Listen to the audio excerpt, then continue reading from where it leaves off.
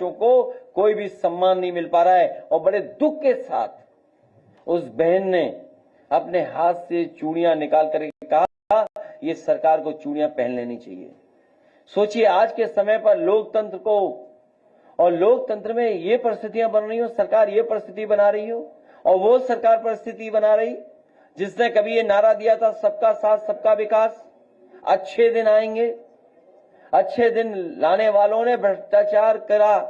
न केवल भ्रष्टाचार पैसे का किया, आर्थिक रूप से भ्रष्टाचार किया, बल्कि हमारा हक और सम्मान जो हमें मिला था, बाबा साहब भीमराव अम्बेडकर जी ने जो हमें हक और सम्मान आरक्षण दिया, उसको भी लगातार ये छीनने का काम कर रहे हैं। इसलिए हम सब एकजुट होकर के, हम लोग एक दूसरे का साथ दे करके, एक दूसरे के दुख तकलीफ में खड़े होकर के इस भारतीय जनता पार्टी का सफाया करने का काम करेंगे।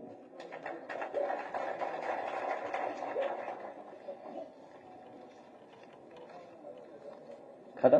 पूछिए आप। सर, एक तरफ भारतीय जनता पार्टी में तमाम करप्ट और भ्रष्टाचारी जो लोग हैं वो मंत्री बने हुए हैं, और दूसरी तरफ समाजवादी पार्टी के सरकार में कैबिनेट मंत्री रहे गायत्री प्रजापति जी लगातार 7 वर्षों से लगभग जेल के अंदर है। आप पत्रकार साथी सब जागरूक और समझदार हैं।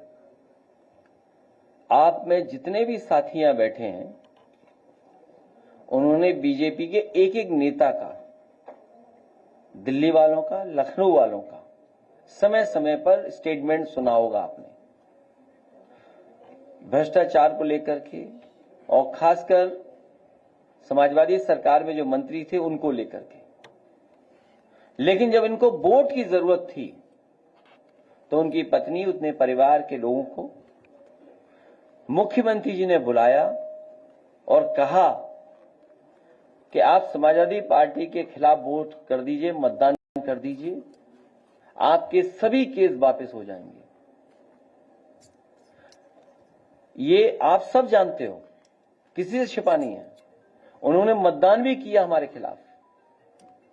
हमें कोई नाराजगी नहीं है उस परिवार से, उनसे कोई नाराजगी नहीं है, क्योंकि इस सरकार में सबसे ज्यादा दुखी अगर कोई है तो पीड़ित समाज के लोग ही हैं।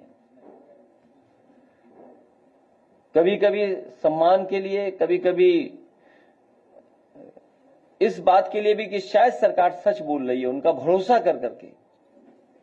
लेकिन आज भी प्रजापति जेल से बाहर नहीं हो पाए, और वो पत्रकार, वो तमाम लोग सब जानते हैं, बांदा रहा हो, हमीरपुर रहा हो, कितने ऊंचे टीले लगे हुए थे बालू के। भी कुछ दिन पहले पहाड़ों से ऊंचे टीले लगाए गए थे, नदियों को खोद खोद करके।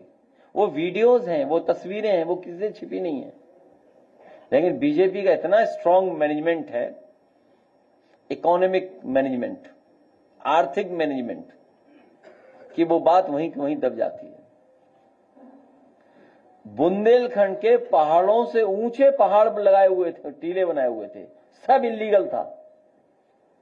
नदियां साफ हो रही थी बड़े पैमाने पर, लेकिन किसी पे कोई कुछ नहीं, कोई बदनामी नहीं।